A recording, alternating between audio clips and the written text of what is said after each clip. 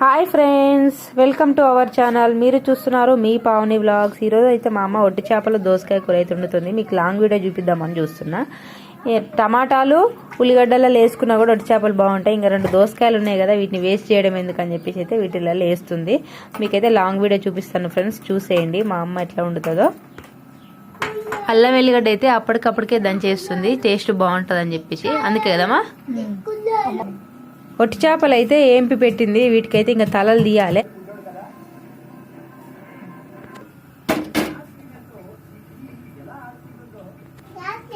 రెండు పావులు అయితే నూనె పోసుకోవాలి.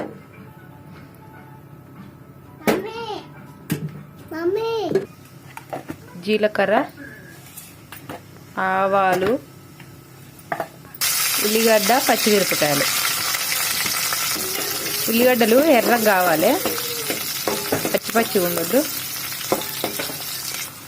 పసుపు,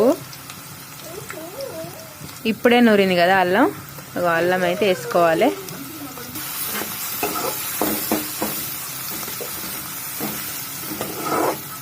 ఇప్పుడు దోసకాయలు వేసుకోవాలి. ఉల్లిగడ్డలు బాగా వేగినాయి కదా, దోసకాయలు వేసుకోవాలి.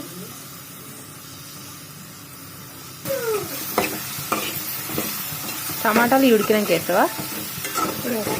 మరి ఇంకా టమాటాలు కూడా ఇప్పుడే వేసేసింది. 2 కలిసి ఉడుకుతాయి అన్నట్టుగా. మూత పెట్టేసేగా. చేపలు అయితే మంచిగా కడిగి పెట్టింది. ఇట్లా ఉష్క కూడా ఉంటుంది కదా, అది మొత్తం పోతానికి. చూడండి మంచిగా తెల్లగా ఎట్లా అయినాయో చేపలు.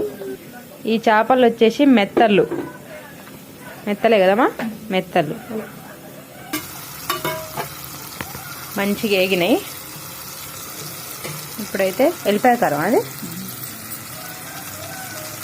ఎల్లిపాయ కారం.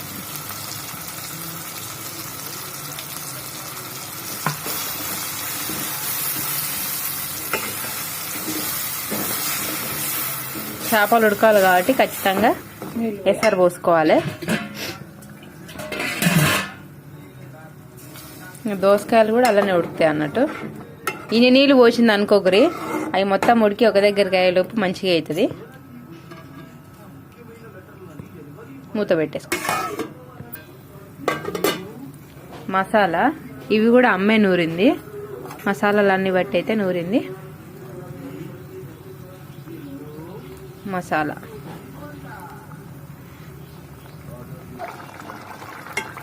ఇప్పుడు మనం వేయించి కడిగి పెట్టుకున్న మెత్తల చేపలైతే కూరలు వేసేస్తుంది అమ్మ.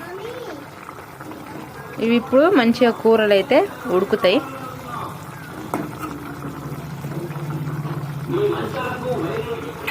కమ్మటి వాసన వస్తుంది. 5 నిమిషాలు అవుతుంది. 5 నిమిషాల తర్వాత కూర ఉడికింది.